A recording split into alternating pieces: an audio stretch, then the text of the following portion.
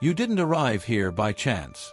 If you've reached these lines, it's because something has already begun to stir within you long before this moment. I know more than I'm saying now, and yet I choose to reveal only what you are ready to bear. There are secrets that don't present themselves as information, but as silent recognition. And the first of these is this: the sound you hear when everything is quiet is not noise. It's a memory trying to resurface. Close your eyes for a moment and imagine a room forgotten by time, buried beneath the ruins of Alexandria, not as described in books, but as it truly was.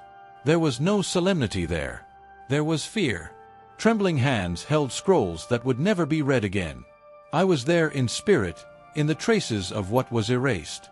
I read between the lines of official records, compared fragments, pieced together what survived the flames with what escaped hidden in clay jars. What was lost was not just text. It was a method of direct contact with the source that accepts no intermediaries. While those in power decided what you should believe, one specific teaching was set aside, labeled as dangerous. Not because it was false, but because it rendered useless the entire edifice of control they were building. It was the explanation for why certain people, from childhood, hear frequencies that do not originate in the material world. Have you ever wondered why, even surrounded by people, you sometimes feel something calling you when everything is silent? Have you ever wondered why this sound appears when your life is about to change, when an important decision is approaching, or when the world seems suspended for a few seconds? Don't trust the comfortable version they gave you. Question the obvious. No system that sustains itself on a monopoly of truth can tolerate individual access to the source. I investigated manuscripts that almost no one cites, not out of forgetfulness, but out of convenience. I compared passages from the Gospel of Philip with fragments of the Apocryphon of John. I read the passages that the translators softened, observed where the words subtly change according to the edition. Always at the same point where it speaks of hearing what is not said, of perceiving what does not vibrate in the air, but within. The sound you hear doesn't pass through your eardrums. It passes through the densest layer of your social, cultural, and religious identity. It ignores the name you were given, the profession you practice, the masks you learn to wear. It calls upon something older, something that existed before you learned to say I. And that is precisely why they tried to erase it from the texts. A human being who listens directly to the source doesn't ask permission to exist. Place your hand on your chest now, not as an exercise, but as a gesture of remembrance. Feel your heart, that silent drum that has been beating since before you knew you were alive. There is another rhythm that accompanies this movement. It doesn't come from the body. It comes from a place that no authority has been able to map. The Gnostics called it the monad, but names are merely maps drawn after the journey. I prefer to call it non-negotiable origin. Perhaps you're thinking that all this sounds too grand for something as simple as an occasional hum. That's the trap of shallow explanation. What is profound never announces itself as a spectacle. It infiltrates. It persists. It returns. Notice how this sound never appears when you are too distracted to hear it. It waits for the night, for solitude, for the intervals when life suspends the background noise. It's not chance. It's strategy.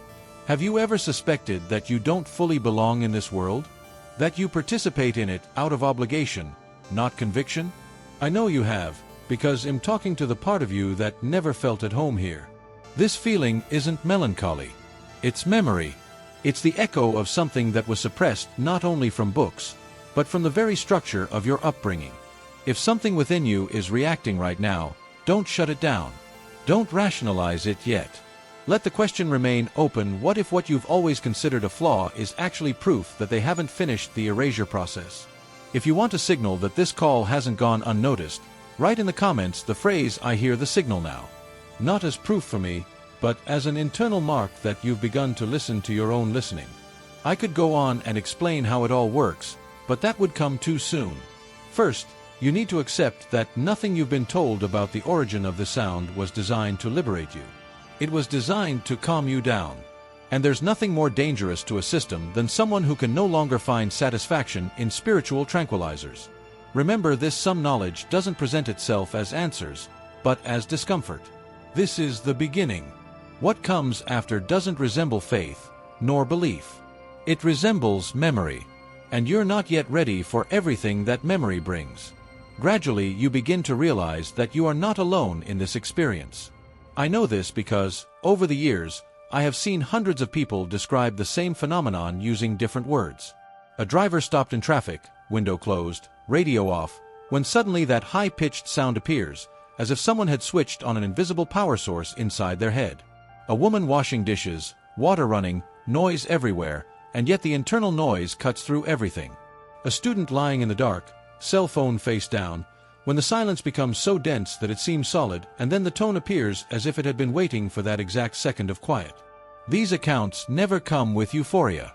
They come with strangeness, with the feeling that something is out of place, but it doesn't seem hostile. And almost always the person tries to explain it practically, because they were taught to distrust anything that can't be fitted into a ready-made category. I don't ignore the technical explanation, but I observe what it doesn't explain. Why does the sound usually appear during moments of transition? Why does it appear when someone is about to change jobs, end a relationship, go through a silent crisis that no one else notices?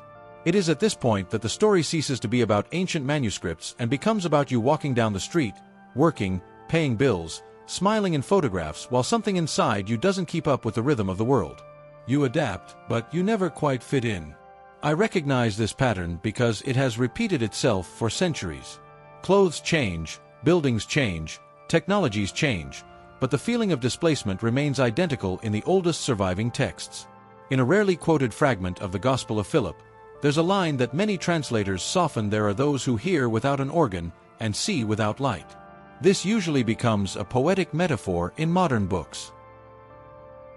But when you cross-reference this passage with current personal accounts, the poetry transforms into description. It's not about hearing an external sound, but about perceiving a signal that seems to pass through consciousness before becoming noise. Perhaps you've already tried telling someone this and received that polite but empty look. The kind of response that makes you swallow the rest of the sentence and change the subject. Loneliness doesn't come from the phenomenon itself, but from the absence of a shared language to describe it. When something doesn't fit into common vocabulary, it becomes invisible, even if it's intimate. I often say that the greatest erasure wasn't of texts, but of sensitivity. The modern world trains you to ignore anything that doesn't generate immediate productivity. If something doesn't become a task, a goal, or a diagnosis, it's discarded. And that's how profound experiences end up being treated as system failures, when perhaps they are just signs that the system can't accommodate everything that you are. Imagine the scene: you arrive home tired, take off your shoes, lean your back against the door and stand there for a few seconds without knowing why. In that brief interval, before the phone vibrates, before your mind returns to your to-do list, the sound emerges. Not as a clear message, but as a presence. And in that instant something inside you thinks, without words, there's more to it than this. Not more than life, but more than the way it's being lived. This thought doesn't last. It disappears as soon as you move, as soon as the world regains control. But it leaves a trace. A restlessness that doesn't ask for ready-made answers, only space to exist. Perhaps that's why the ancients spoke of 3 types of people, not as fixed labels, but as stages of perception. There are those who never perceive anything beyond what is right in front of their eyes. There are those who perceive sometimes, but treat it as a distraction. And there are those who can no longer pretend not to hear, even when trying to blend in. If you are reading this and recognize yourself in these small, everyday episodes, don't rush to conclusions. Just observe the pattern. Notice how life seems to push you towards moments of involuntary pause. Notice how silence finds you even when you're not looking for it. You don't need to believe in anything right now. You just need to admit that there's a layer of human experience that doesn't fit into manuals. And if you want to mark this moment as if planting a stake in your memory, write in the comments the phrase "I notice when the world goes quiet." Not to prove anything, but to prevent that perception from dissolving in the next notification.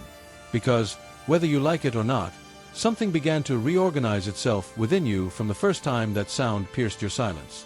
And in the next part, you'll understand why this reorganization never happens by chance. Before proceeding, I'll reiterate the same caution as in the previous sections. The text below is a symbolic and philosophical narrative. It is not a literal statement about physical or spiritual phenomena. He uses imagery and metaphors to provoke reflection, not to replace science or medical care. You begin to realize that the feeling of not belonging doesn't only arise in moments of silence, but also in excessive noise. I've observed this many times: people who enter crowded shopping malls, with lights and music everywhere, and yet feel a strange loneliness, as if they were out of sync with the environment. They can't explain it, but something always seems a little behind or ahead of the world. It's not sadness. It's misalignment, like two instruments tuned to different pitches trying to play the same melody. In ancient, rarely cited Gnostic fragments, there is the idea that the visible world is not a lie, but an imperfect translation. Like a text that has been translated too many times, it still communicates something, but loses layers with each version. This metaphor never appears in modern summaries, but emerges when you compare manuscripts, noticing crossed-out words, replaced by simpler terms. What once indicated process has become dogma, what was experience has become rule. In everyday life, this manifests itself subtly. You participate in meetings, dinners, casual conversations, but at some point you feel like you're repeating lines you didn't choose. You smile at the right moment, respond with the expected words, but there's a part of you that observes everything from the outside, as if watching yourself act in a play whose script you didn't write. Have you ever wondered why this feeling intensifies precisely when your life seems normal? Have you noticed how the discomfort arises not in chaos, but in a well-adjusted routine, as if something within you resists settling down completely? When I look at old and current accounts side by side, I notice that this state has been described as dormant memory. Not memory of facts, but of posture, of perception. As if there were a way of being in the world that has been compressed, simplified, until it fits into agendas, goals, social functions. The symbolic sound of the previous narrative represents this: not an external voice, but the friction between what you are and what you have learned to be. There is a rarely translated passage in the so-called tripartite treaty that speaks of inner displacement, an expression almost always mistakenly used as spiritual confusion. But displacement is not confusion. It is the legitimate discomfort of someone who does not fully recognize themselves within the available framework. This difference in translation changes everything, because confusion suggests error, while displacement suggests inadequacy of the environment. Observe your own journey. Think about how many times you've changed cities, jobs, relationships, believing the problem lay in the place, the person, the situation. And yet, after a while, the same feeling returned, discrete, persistent. Not as a crisis, but as the background noise of existence. Doesn't it seem strange to you that relief is never permanent? That the feeling of belonging always has an expiration date? What if the problem isn't in the specific choices, but in the expectation that some external scenario will resolve a misalignment that is structural? This is where the narrative often fails in modern discourse, because everything needs a quick solution. The ancients didn't think that way. For them, discomfort was a sign, not a defect. It was an indication that something greater was trying to express itself in a language that the culture no longer spoke. That's why many texts insist on the importance of remembering, not learning, as if the task were not to acquire knowledge, but to remove layers of forgetfulness. In today's world, this translates into small, almost invisible gestures. People walking around without headphones, just to hear their own breathing. Others turning off notifications for a few minutes, not to rest, but to feel the weight of silence. It's not a trend. It's an attempt to reclaim inner space in an environment saturated with stimuli. And perhaps that's why restlessness grows when everything is in order. Because external order no longer communicates with inner disorder, and this friction produces a kind of existential fatigue that no amount of physical rest can resolve. Have you ever noticed how the deepest exhaustion doesn't come from the body, but from the feeling of always having to play a role? Have you ever wondered who you would be if, for an entire day, you didn't have to meet any expectations? There's something almost no one notices. Culture teaches you to define yourself by your roles, not your presence. You are what you do, not what you perceive. But when that definition wears thin, the question that doesn't fit into forms arises: what remains when everything I do is suspended? This question doesn't demand an immediate answer, it demands space, and space is precisely what this world makes most difficult to obtain. In the next part, I will guide you even deeper into this fissure between form and essence, where the narrative ceases to be mere observation and begins to touch upon something that transforms into a choice. There's a curious moment that repeats itself in almost every account I've come across over the years, and it's rarely recounted because it seems too small to be relevant. It doesn't involve visions, public revelations, or extraordinary events. It happens when a person is doing something mundane, like making the bed, waiting for the elevator, or walking down a familiar street. Suddenly, for an almost imperceptible interval, everything seems excessively sharp, as if reality had been adjusted a degree higher than usual. The colors don't change, the sounds don't increase, but the way it's perceived changes. Life doesn't become more beautiful, it becomes more present. When someone tries to describe it afterward, they usually use vague expressions. It was strange, it was quick, I don't know how to explain it. And yet, that isolated moment remains more vivid in memory than entire weeks of routine, not because it was pleasurable, but because something about it didn't fit into the common narrative of experience. 1945, peasants found jars buried in the Egyptian desert. Inside them were texts that had almost been used as firewood. Had that happened, no one would have noticed their absence. The world would have continued exactly as it was. Most people would never have heard of Nag Hammadi, and no major social structure would have crumbled because of it. Even so, chants are something that only seems like chance preserved those manuscripts. They didn't change the outside world, but they silently changed the inner world of those who read them. The same thing happens on an intimate level. There's no explosion, no visible rupture. There's a kind of slow reorganization of attention. The person begins to notice patterns that have always been there, but never seemed relevant. You realize that certain encounters always occur when you're about to give up on something important, that decisions made on impulse end up having disproportionately significant consequences, that moments of silence precede changes, that, months later, they will call life-changing events. In everyday life, this doesn't manifest as enlightenment, but as a slight discomfort, the feeling that the old maps no longer serve their purpose. The person continues going to work, paying bills,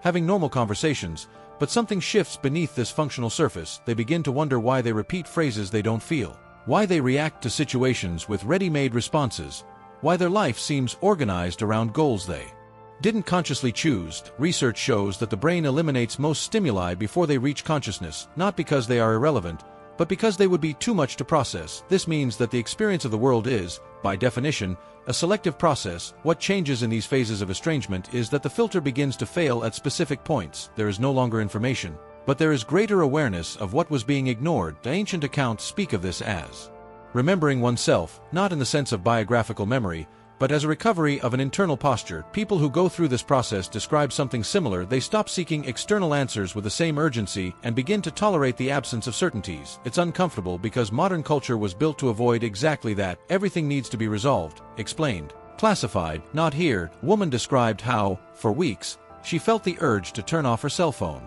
whenever she got on the bus, not because of digital exhaustion, but because she simply wanted to observe her own reflection in the window, mixed with the streetlights. Man recounted how he started leaving home a few minutes earlier to walk aimlessly before going to work, not as exercise, but to see the day begin. Neither of them spoke of spirituality. They spoke of a feeling of presence, as if something was being returned to the experience. These gestures don't transform life immediately, but they shift the axis from which it is lived. The person stops moving only by reaction and begins to move by awareness. This doesn't make them calmer or happier, but more conscious of their own misalignment. And this awareness is the point of no return. It is highly unlikely that this process is voluntary. No one decides, now I'm going to transform myself. It begins when the old way of existing can no longer bear the weight of daily life. What was automatic begins to require effort. What once seemed normal starts to sound artificial. The person doesn't change their life because they want to, but because continuing as they were becomes more difficult than changing. There comes a phase when this manifests as loss of automatic enthusiasm,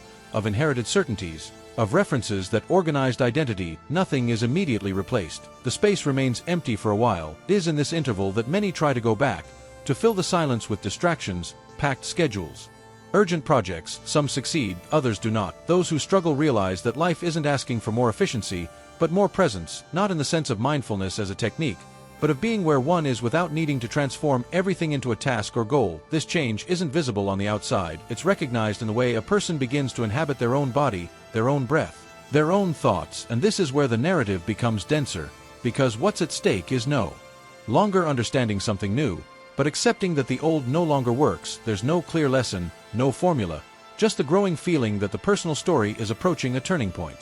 That as if all the small coincidences, the discomforts, the involuntary pauses were organizing themselves around a silent question that hasn't yet been formulated. When that question finally arises, it will sound neither like theory nor mystery, but like a necessity, and it is precisely from that point that everything that came before begins to make sense, even if that sense cannot be translated into ready-made words. Before proceeding, he'll maintain the same caution as in the previous sections. The following text is A symbolic and philosophical narrative. It's not a literal statement about spiritual or medical phenomena, uses metaphors to provoke reflection. When the unspoken question finally arises, it doesn't come as a clear statement, but as a continuous discomfort that lingers for days. The person tries to ignore it, but can no longer do so with the same efficiency. Work seems too repetitive. Conversations sound rehearsed, and prepared answers no longer provide relief. There's no visible crisis, no collapse, but everything is experienced with a kind of underlying tension, as if something is about to happen without a set date. Is during this period that the most unexpected twists and turns occur, not spectacular events,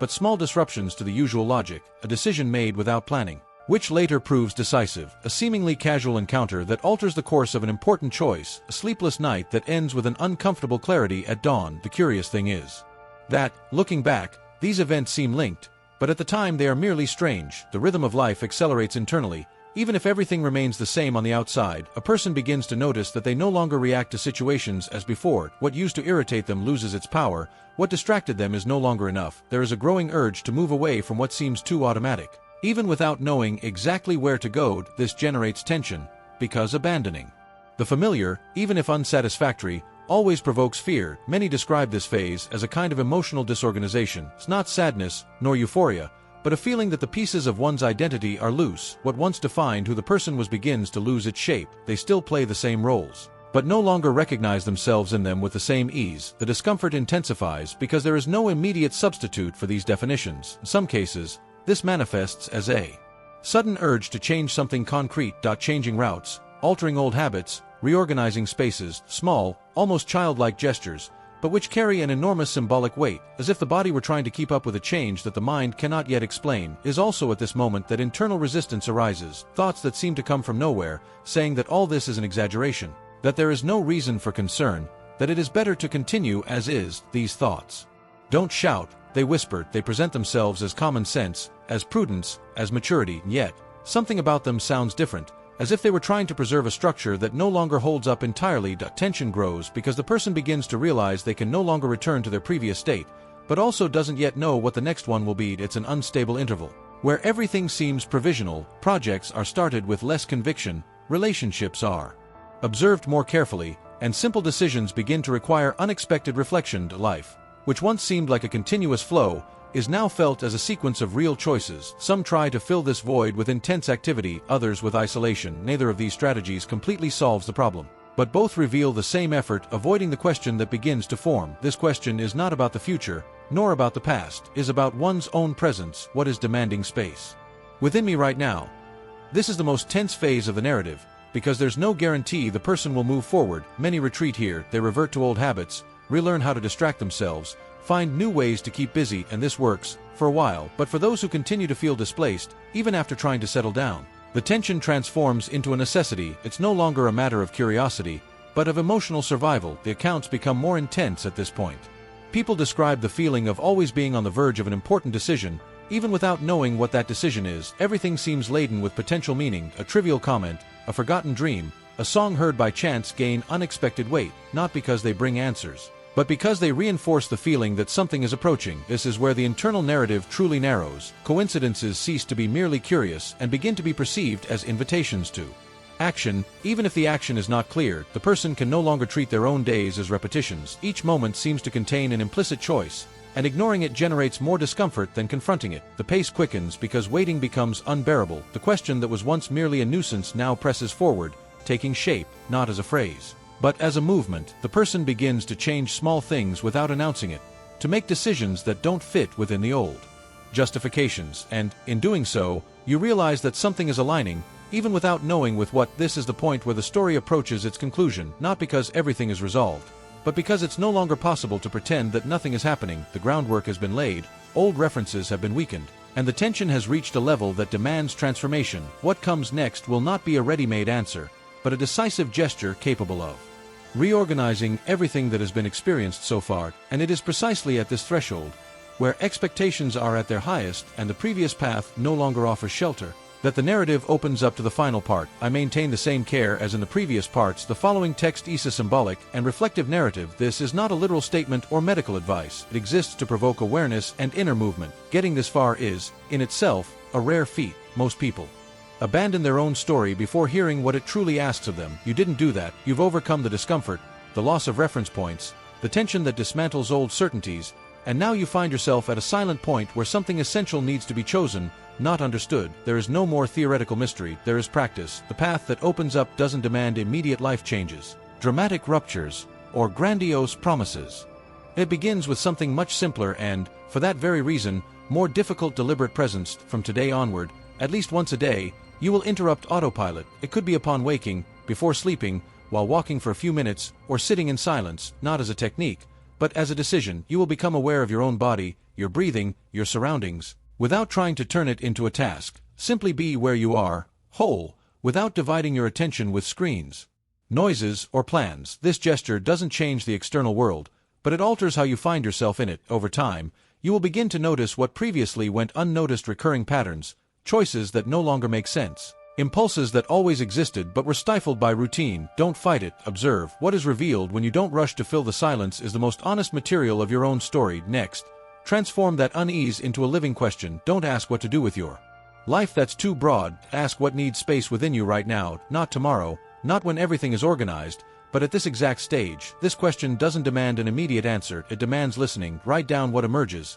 even if it seems trivial, even if it lacks a clear form. Often, the next step doesn't appear as an idea, but as a specific discomfort, a conversation you've been postponing, a habit that no longer aligns with who you're becoming, a path that you can no longer pretend is satisfying. The third movement is the most delicate, acting on a small scale. Nothing changes if it remains only at the level of reflection. Choose a concrete gesture that represents this internal transition, not something heroic, but honest. Could be reorganizing a space in the house, changing a route, saying no where you always said yes, creating a daily interval of real silence. These gestures act as anchors, reminding you that transformation is not an event, it is a process that is built in everyday life. You'll realize that the world doesn't react immediately to these internal changes. People continue to expect you to be who you've always been. This is the loneliest part of the journey, but it's also the truest, because it tests whether you're willing to maintain your own presence even when there's no external validation. Throughout this process, something curious happens. Decisions that previously seemed confusing begin to align, not because you found a definitive answer,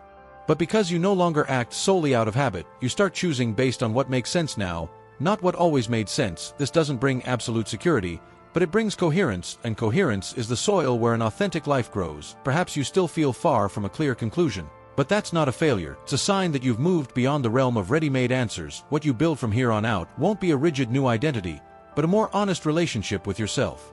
A relationship that allows you to change your mind, reconsider your path, and abandon structures that no longer support who you are. If something in you was touched by this narrative, don't let it dissolve when the video ends. Record this moment. Write in the comments, even anonymously if you prefer, a word or phrase that represents how you feel now. Like this video to signal to yourself that you decided to pay attention. Subscribe to the channel to continue this journey, because what comes next is not theoretical deepening, it's accompanying real transformation. The story doesn't end here, simply changes location, leaving the screen and returning to where it always was: your own experience.